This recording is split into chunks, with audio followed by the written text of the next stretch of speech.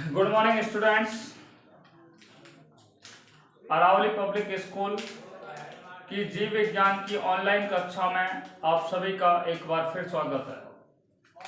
Dear student, last video में हमने आपको निषेचन पश्चावस्था पर आपसे चर्चा की। निषेचन पश्चावस्था क्या है? What is the meaning of post fertilisation. आपको बताया कि जीवों में लैंगिक जनन की क्रिया के पश्चात होने वाली घटनाओं को क्या कहा जाता है? निषेचन पश्चावस्था कहा जाता है। और निषेचन पश्चावस्था में क्या मैंने बताया कि निषेचन पश्चावस्था में क्या है? युग्मनज जो होता है, निषेचन के बाद युग्मनज का निर्माण हो जाता है। और युग्मनज से किसका निर्माण होता है? भ्रूण का निर्माण होता है। युग्मनज से किसका निर्माण होता है? भ्रूण का निर्माण होता है। आपको बता दो, भिन्न भिन्न जो जीव होते हैं उनमें निषेचन पश्चावस्था कैसी होती है? भिन्न भिन्न प्रकार की होती है। सबसे पहला मैंने आपको बताया शैवाल और कवकों में निषेचन पश्चावस्था। आपको बताया कि शैवाल और कवकों के अंदर युग्मनज जो होता है, शैवाल और कवकों में ये युग्मनज है। जब युग्मनज का निर्माण हो जाता है तो इसी युग्मनज के चारों ओर एक मोटी भित्ति का क्या हो जाता है? निर्माण हो जाता है। ये एक मोटी भित्ति का निर्माण युग्मनज के चारों ओर हो जाता है, जिसे क्या कहा जाता है? निषिक्तांड कहा जाता है, जिसे oospore कहा जाता है। ठीक है। अगले ऋतु में क्या होता है कि ये निषिक्तांड या oospore होता है, इसमें अंकुरण होता है, वृद्धि होती है और वृद्धि के पश्चात अर्धसूत्री विभाजन होता है। और अर्धसूत्री विभाजन के फलस्वरूप अगुणित संतति का क्या हो जाता है? निर्माण हो जाता है। किसका निर्माण हो जाता है? अगुणित संतति का निर्माण होता है। दूसरा मैंने बताया है कि अधिकांशतः जो जीव होते हैं उनमें जब युग्मनज का क्या हो जाता है? निर्माण हो जाता है, तो ये युग्मनज विश्राम अवस्था में नहीं आता, बल्कि इनके अंदर क्या होता है कि जो युग्मनज होता है उसके अंदर निरंतर रूप से कोशिका विभाजन होता है। और कोशिका विभाजन के पश्चात भ्रूण का क्या होता है? निर्माण होता है। नई संतति का क्या होता है? निर्माण होता है। कोशिका विभाजन और कोशिका विभेदन की क्रिया क्या हो जाती है? प्रारंभ हो जाती है और नए जीव का क्या हो जाता है? निर्माण हो जाता है। उसके बाद हमने आपको बताया बीजाणुद्भिद व युग्मकोद्भिद पादपों में निषेचन। बीजाणुद्भिद व युग्मकोद्भिद पादपों में निषेचन पर आपसे बात की। मैंने आपको बताया कि ये बीज होता है वो द्विगुणित अवस्था में होता है, तो ये बीजाणुद्भिद अवस्था होती है। बीज का जब अंकुरण हो जाता है तो नवोदित पादप का निर्माण हो गया, वो द्विगुणित अवस्था में। इसमें जब कोशिका विभाजन होता है तो क्या है? कोशिका विभाजन होता है तो इस पादप के अंदर, इस नवोदित पादप के अंदर, ठीक है, कायिक रूप में तेजी से क्या होती है? वृद्धि होती है। या एक कायिक पादप है, इस कायिक पादप के अंदर तेजी से वृद्धि होती है, जिससे इसके आकार में वृद्धि हो जाती है। जब इनके अंदर पुष्पों का निर्माण हो जाता है तो युग्मकों का क्या होता है? निर्माण होता है। और युग्मक कैसे होते हैं? अगुणित होते हैं। और आपको मैंने बताया कि बीजाणुविद अवस्था के बाद पादपों में युग्मकोद्भिद और युग्मकोद्भिद अवस्था के बाद बीजाणुविद अवस्था आती है, जिसे क्या कहा जाता है? पीडी एकांतरण कहा जाता है। क्या कहा जाता है? उसे पीडी एकांतरण कहा जाता है। ठीक है। देखो, जो बीजाणुविद पादप होते हैं, ठीक है, उनमें क्या है? युग्मनज जो होता है, उस युग्मनज का क्या है, या हम कह सकते हैं कि पुष्पीय पादपों में युग्मनज से किसका निर्माण होता है? भ्रूण का निर्माण होता है। ठीक है। और आपको बताया कि बीजाणुद्भिद जो पादप होते हैं उनमें बीजाणुद्भिद होता है, बीजाणुद्भिद जो होता है वो द्विगुणित होता है। और इनमें बीजाणुद्भिद जो होता है वो बीजाणु कोष पाए जाते हैं। बीजाणु कोष में बीजाणुओं का निर्माण होता है। बीजाणु कैसे होते हैं? द्विगुणित होते हैं। और जो बीजाणु द्विगुणित होते हैं, ठीक है, उनमें क्या होता है? उनसे युग्मकों का निर्माण होता है, अर्थात यहाँ पे अगुणित अवस्था का क्या हो जाता है? निर्माण होता है। इस तरीके से बीजाणुद्भिद व युग्मकोद्भिद पादपों में क्या होता है? निषेचन पश्चावस्था आती है। यहां तक हम लास्ट वीडियो तक आपको क्या कर चुके हैं? चर्चा कर चुके हैं। आज जो हम नेक्स्ट टॉपिक पे आपसे बात करने जा रहे हैं वो है भ्रूणोद्भिद अवस्था के बारे में आपसे चर्चा कर रहे हैं। आइए बात करते हैं कि भ्रूणोद्भिद अवस्था, भ्रूणोद्भिद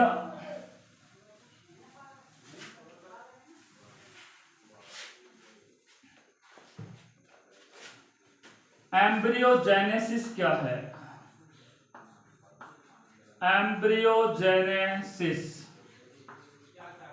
इंग्लिश में इसको बोलते हैं भ्रूणोद्भव। भ्रूणोद्भव नाम से आप देखिए, इसका अगर संधि स्थित करें भ्रूण प्लस उद्भव, ठीक है। उद्भव का अर्थ होता है निर्माण और भ्रूण का अर्थ होता है भ्रूण, जिसमें भ्रूण का निर्माण होता है। भ्रूण का निर्माण किससे होता है? युग्मनज से। तो जीवों में युग्मनज से किसका निर्माण होता है? भ्रूण का निर्माण। तो युग्मनज से भ्रूण के निर्माण की क्रिया को, युग्मनज से किसके निर्माण की क्रिया को? भ्रूण के निर्माण की क्रिया को। जाइगोट से एम्ब्रियो के फॉर्मेशन को, ठीक है। युग्मनज से किसके निर्माण की क्रिया को? भ्रूण के निर्माण की क्रिया को क्या कहा जाता है? भ्रूणोद्भव कहा जाता है। एम्ब्रियोजेनेसिस ये दो शब्दों से मिलकर के बना, अंग्रेजी में देखे तो एम्ब्रियो प्लस जेनेसिस। एम्ब्रियो का अर्थ होता है भ्रूण और जेनेसिस का अर्थ होता है फॉर्मेशन, और फॉर्मेशन का अर्थ होता है निर्माण। भ्रूण के निर्माण की क्रिया को क्या कहा जाता है? भ्रूणोद्भव या एम्ब्रियोजेनेसिस कहा जाता है। अब भ्रूण का निर्माण किसे कहते हैं? देखो परिभाषा आपकी समझ में आ गई, ठीक है। युग्मनज से भ्रूण के निर्माण की क्रिया को क्या कहा जाता है? भ्रूणोद्भव कहा जाता है। तो आपको मैंने बताया है कि निषेचन के पश्चात किसका निर्माण हो जाता है? युग्मनज का निर्माण हो जाता है। और इस युग्मनज में क्या होता है? निरंतर रूप से कोशिका विभाजन होता है। इनमें निरंतर रूप से यहाँ पे समसूत्र विभाजन होते हैं। जब कोशिका विभाजन इस युग्मनज में होता है, तो मैंने आपको कल भी बताया था, लास्ट वीडियो में आपको बताया था कि युग्मनज जो होता है वो नई जीव के प्रथम कोशिका होती है। युग्मनज जो होता है वो नवनिर्मित जीव की प्रथम कोशिका होती है, ठीक है। ये युग्मनज जो होता है उसमें जब कोशिका विभाजन की क्रिया होगी, तो मैंने आपको बताया किसका निर्माण होगा? तूतक का निर्माण होगा। 16 कोश की अवस्था को तूतक कहा जाता है। तूतक में जब कोशिका विभाजन होता है तो ब्लास्टूला का क्या होता है? निर्माण होता है। यानी कि निरंतर यहाँ पे कोशिकाओं का निर्माण हो रहा है, कोशिका विभाजन हो रहा है। कोशिका विभाजन के फलस्वरूप यहाँ पे कोशिकाओं का क्या हो रहा है? निर्माण हो रहा है। साथ में कोशिकाओं का क्या हो रहा है? विभेदन हो रहा है। और जब कोशिकाओं का विभेदन हो जाता है तो यहाँ पर अंगों का निर्माण शुरू हो जाता है। अंग और तंत्रों का क्या होता है? निर्माण होता है। और जब यहाँ पर, ठीक है, भ्रूण के अंदर अंग और तंत्रों का क्या होता है? निर्माण हो रहा है। किस में हो रहा है? युग्मनज के अंदर चल रहा है सारा। युग्मनज में कोशिका विभाजन हुआ, कोशिका विभेदन और कोशिका विभाजन की क्रिया जब होती है तो यहाँ पर क्या है? भ्रूण का निर्माण हो रहा है। और उस भ्रूण के अंदर क्या है कि अंगों का निर्माण हो रहा है, ठीक है। और वो भ्रूण जो होता है वो माता के गर्भ में क्या होता है? विकसित होता है। और माता के गर्भ में जो भ्रूण होता है उसके अंदर, उस भ्रूण के अंदर, ठीक है, या जीव के शरीर के अंदर निर्मित होने वाले भ्रूण की बाह्य और आंतरिक अंगों का क्या होता है? निर्माण हो जाता है। भ्रूण के बाह्य और आंतरिक अंगों का जब निर्माण हो जाता है पूर्ण रूप से, तो उसे कहा जाता है कायांतरण। जब किसी जीव के शरीर में, ठीक है, या जब किसी जीव के भ्रूण के बाह्य और आंतरिक अंगों का निर्माण हो जाए तो उसे क्या कहा जाता है? कायांतरण कहा जाता है। और कायांतरण की जब क्रिया पूर्ण हो जाती है तो एक नए जीव का क्या हो जाता है? निर्माण हो जाता है। किसका निर्माण हो जाता है? एक नए जीव का निर्माण हो जाता है, ठीक है। तो आपने अंत तक हमने जो पढ़ाया है, ध्यान से सुनिएगा। अभी तक हमने आपसे जो चर्चा किया है वो ये की है क्या कि निषेचन पश्च अवस्था किसे कहते हैं। तो मैंने आपको बताया कि जीवों में लैंगिक जनन के दौरान घटित होने वाली प्रमुख घटनाओं को क्या कहा जाता है? निषेचन पश्च अवस्था कहा जाता है। निषेचन पश्च अवस्था में युग्मनज से किसका निर्माण होता है? भ्रूण का निर्माण होता है। निषेचन पश्च अवस्था में युग्मनज से किसका निर्माण होता है? भ्रूण का निर्माण होता है, जिसे भ्रूणोद्भव कहा जाता है। क्या कहा जाता है? भ्रूणोद्भव कहा जाता है। और आपको मैंने बताया कि भिन्न भिन्न जीवों के अंदर निषेचन पश्चावस्था कैसी होती है, भिन्न भिन्न होती है। जैसे मैंने आपको बताया शैवाल और कवकों में निषेक कांड का निर्माण होता है। सामान्य जीवों के अंदर क्या है, युग्मनज में निरंतर रूप से समसूत्र विभाजन होते हैं और विभाजन के पश्चात नए जीवों का क्या होता है, निर्माण होता है। तीसरा बिंदु मैंने आपको बताया बीजाणुभेद पादप और बीजाणुभेद व युग्मकोषभेद पादपों में निषेचन पश्चावस्था किस प्रकार से संपन्न होती है। ठीक है, उसके बाद हमने बात की थी बीजाणुभेद अवस्था के बारे में, और बीजाणुभेद अवस्था में मैंने बताया कि भ्रूण के निर्माण की क्रिया भ्रूण का निर्माण किससे होता है, युग्मनज से। युग्मनज से भ्रूण के निर्माण की क्रिया को भ्रूणोद्भव कहा जाता है। क्या कहा जाता है, भ्रूणोद्भव कहा जाता है। और इस भ्रूण का जब युग्मनज में निर्माण होता है तो वहाँ पे निरंतर कोशिका विभाजन और कोशिका विभेदन की क्रिया होती है, जिससे क्या है, वहाँ पर अंग और तंत्रों के निर्माण की क्रिया प्रारंभ होती है।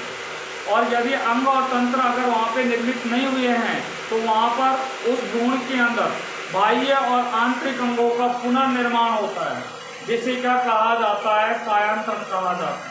और कायांतरण के पश्चात प्रसव की क्रिया द्वारा नई संतति का क्या हो जाता है, निर्माण हो जाता है।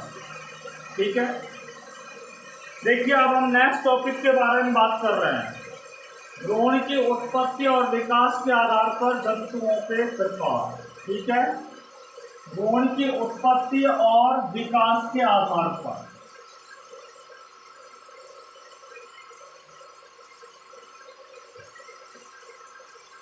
भ्रूण की उत्पत्ति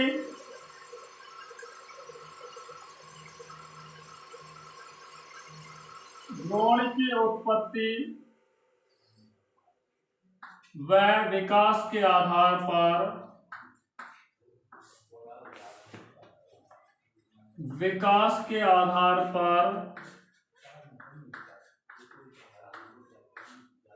जंतुओं के प्रकार।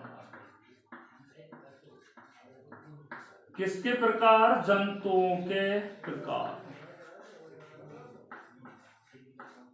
देखो, भ्रूण की उत्पत्ति और विकास के आधार पर जंतु जो होते हैं वो दो प्रकार के होते हैं। कितने प्रकार के होते हैं, दो प्रकार के होते हैं। एक होते हैं अंडप्रजक जंतु। भ्रूण की उत्पत्ति और विकास के आधार पर जंतुओं को दो भागों में बांटा गया है। Type of animals on the basis of development and its origin, that is known as. ठीक है, भ्रूण की उत्पत्ति और विकास के आधार पर जंतु कितने प्रकार के होते हैं, दो प्रकार के होते हैं, या जंतुओं को दो श्रेणियों में विभाजित किया गया है। पहली श्रेणी है जिसको बोलते हैं अंडप्रजक। हालांकि मैं आपको इनको बता चुका हूं, अंडप्रजक। और दूसरे कौन से होते हैं, सजीव प्रजक। एक होते हैं अंडप्रजक और दूसरे कौन से होते हैं, सजीव प्रजक। एक को बोलते हैं ओविपेरस और दूसरे कौन से होते हैं, विविपेरस होते हैं, विविपेरस। देखो, अंडप्रजक जंतु कौन से होते हैं उसके बारे में मैं बात कर रहा हूं। ठीक है, तो ऐसे जंतु जिनके द्वारा अंडे कहां दिए जाते हैं, बाह्य वातावरण में दिए जाते हैं, या वे जंतु जिनके द्वारा अंडे कहां दिए जाते हैं, बाह्य वातावरण में दिए जाते हैं, और उन अंडे के चारों ओर किसका आवरण पाया जाता है, उस अंडे के चारों ओर कैल्शियम कार्बोनेट का कठोर आवरण पाया जाता है। उन अंडों के चारों ओर कठोर कैल्शियम कार्बोनेट का क्या पाया जाता है, आवरण या कवच पाया जाता है। ठीक है, इस अंडे के अंदर क्या भरा होता है, योक भरा होता है, पीतक भरा होता है, जैसे मुर्गी का अंडा होता है। ऊपर का कवच जो होता है वो कैल्शियम कार्बोनेट से बना होता है। मेंढक का होता है, चिपकली का होता है, या पक्षियों के अंडे होते हैं। ये सारे जंतु अंडप्रजक जंतुओं में आते हैं। और इन अंडों का निषेचन भी कहाँ होता है, बाह्य वातावरण में होता है। और इन अंडों के परिवर्धन से नई संततियों का निर्माण भी कहाँ होता है, बाह्य वातावरण में होता है, जिसे क्या कहा जाता है, अंडप्रजक कहा जाता है। जिन्हें क्या कहा जाता है, अंडप्रजक, या उन्हें क्या कहते हैं, ओविपेरस कहा जाता है। तो वे जीव जिनके द्वारा बाह्य वातावरण में क्या दिए जाते हैं, अंडे दिए जाते हैं, ठीक है। और जो अंडे कैसे होते हैं, कठोर कैल्शियम कार्बोनेट के आवरण से क्या होते हैं, बने होते हैं, जिनके निषेचन के पश्चात क्या होता है, नई संतति का निर्माण होता है। उसे क्या कहा जाता है, अंड प्रजक जंतु कहता है। जैसे मैंने बताया मेंढक है, पक्षी है, छिपकली है, ये सारे जंतु अंड प्रजक जंतु कहलाते हैं।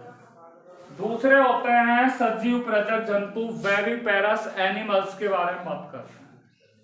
देखो खास तौर से जितने भी हमारे प्राइमेट जंतु होते हैं और एप्राइमेट्स होते हैं, यानी कि मानव है, बंदर है, लंगूर है, कुत्ता है, बिल्ली है, बंदर है, गाय, भैंस, भेड़, बकरी है, ये सारे जंतु जो होते हैं, ठीक है, इन सभी जंतुओं के द्वारा अंडे जो दिए जाते हैं वो शरीर के अंदर दिए जाते हैं।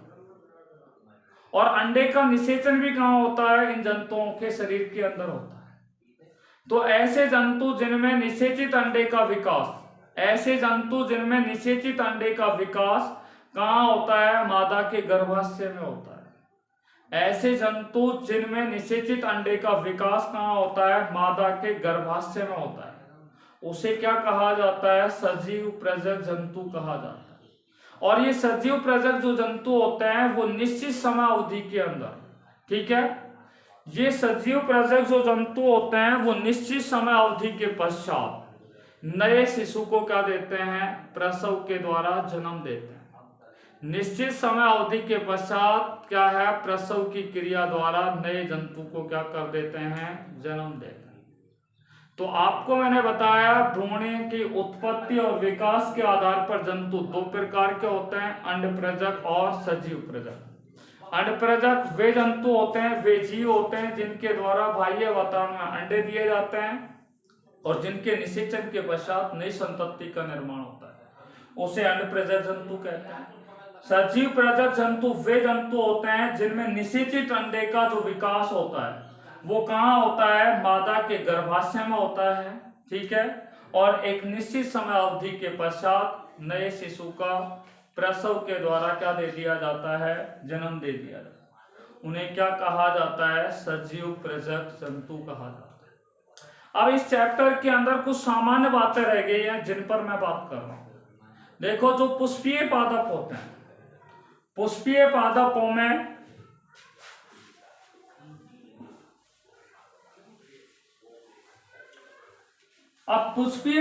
में भ्रूणोद्भव के बारे में मैं आपसे चर्चा करने जा रहा हूं। देखिए पुष्पीय पादपों में भ्रूणोद्भव पर चर्चा कर रहे हैं। देखो जो पुष्पीय पादप होते हैं खास तौर से आवर्तबीजी पादप होते हैं, ठीक है, पुष्पीय जो पादप होते हैं, जो आवर्तबीजी पादप होते हैं, उनमें युग्मनज से ही किसका निर्माण होता है, भ्रूण का निर्माण होता है। युग्मनज से ही किसका निर्माण होता है, भ्रूण का निर्माण होता है। युग्मनज का निर्माण आपको पता है निषेचित अवस्था के दौरान हो जाता है, और युग्मनज कैसा होता है, द्विगुणित होता है।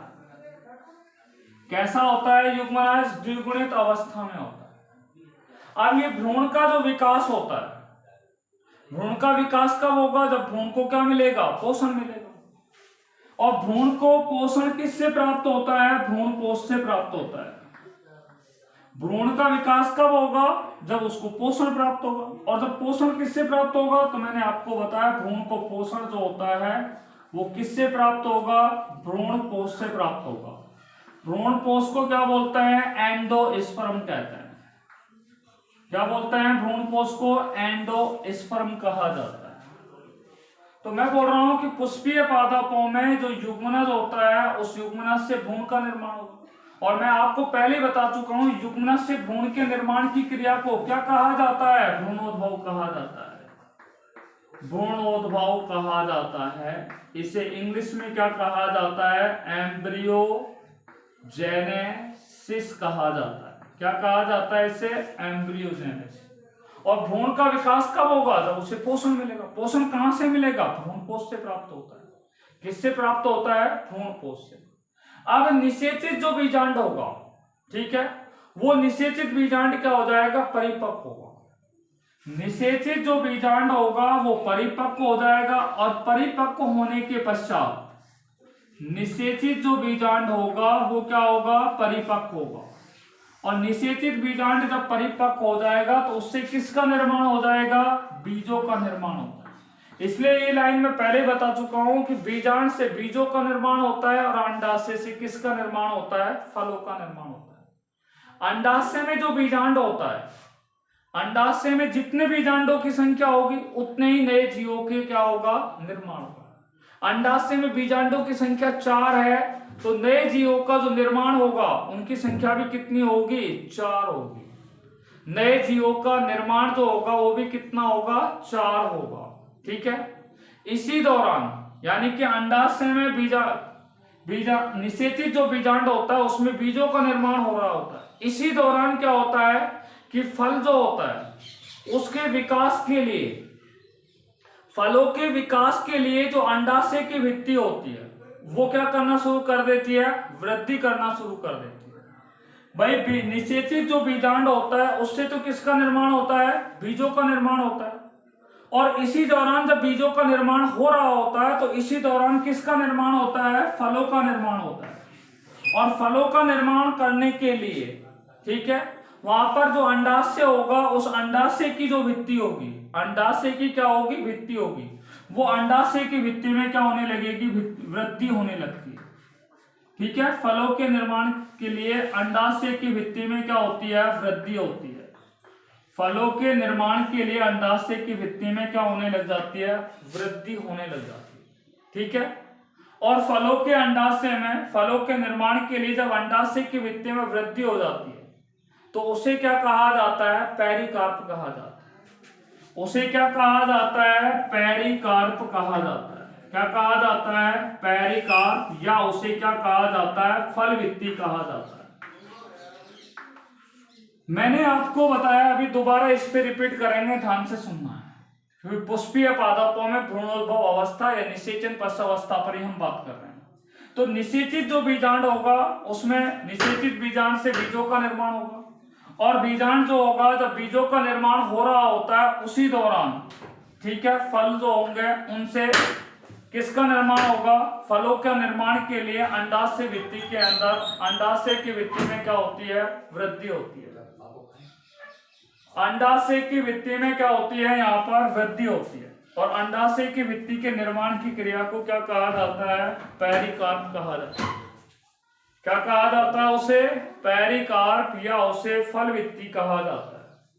देखिए, बीज युक्त जो परिपक्व अंडाशय होगा, बीज युक्त परिपक्व जो अंडाशय होगा, बीज युक्त परिपक्व जो अंडाशय होगा, ध्यान से सुनिएगा मैं क्या बोल रहा हूं। बीज युक्त क्या है, परिपक्व अंडाशय है।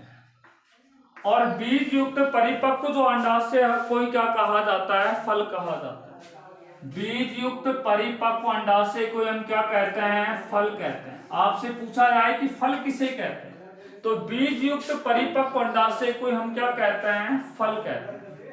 फलों का जब विकास होता है तो पुष्प के जो बाह्य दल होते हैं, पुंमुंग होते हैं, या जायांग होता है, या जायांग की वर्तिका होती है, वर्तिकाग्र होती है, ये सारे क्या हो जाते हैं, झड़ जाते हैं। सारे क्या हो जाते हैं, झड़ जाते हैं। और इस तरीके से फल और बीजों का क्या होता है, निर्माण होता है। तो मैंने आपको बताया कि पुष्पीय पादपों में जो निषेचन पश्चावस्था होती है या भ्रूणोद्भव अवस्था होती है वो इस प्रकार से होती है। युग्मनज से भ्रूण का निर्माण होगा, भ्रूण को पोषण किससे प्राप्त होगा, भ्रूणकोश से प्राप्त होगा।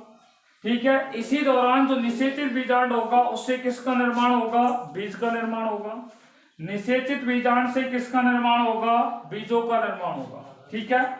और फल के निर्माण के लिए अंडाशय की भित्ति में क्या होता है, वृद्धि होती है, जिसे क्या कहा जाता है, पेरिकार्प कहा जाता है। इसलिए हम कह सकते हैं कि बीज युक्त परिपक्व अंडाशय को, बीज युक्त परिपक्व अंडाशय को क्या कहा जाता है, फल कहा जाता है, फ्रूट कहा जाता है। ठीक है। अब हम कहें कि यहाँ पर निषेचन कैसे होगा आगे जाके, तो बहुत सारे जो पादप होते हैं उनमें फल और बीज जो होते हैं उनका क्या होता है, प्रकीर्णन होता है।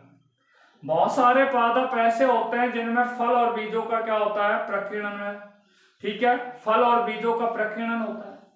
जब बीजों का जब प्रकीर्णन हो जाता है तो प्रकीर्णन के पश्चात जो बीज होते हैं वो उचित सतह पर गिर जाते हैं। जब बीज उचित सतह पर गिर जाते हैं तो उन बीजों में क्या होता है, अंकुरण होता है।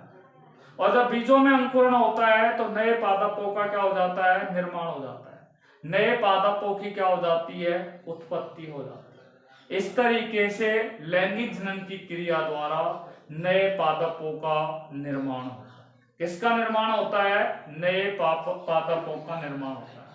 तो ये हमने आपको बता दिया है कि पुष्पीय पादपों में भ्रूणोद्भव अवस्था या निषेचन पश्च अवस्था। तो निषेचन पश्च अवस्था आपकी समझ में आ गई होगी। ठीक है, इसी के साथ ये चैप्टर समाप्त हुआ। If you have any problem you will contact on this mobile number 9983030386।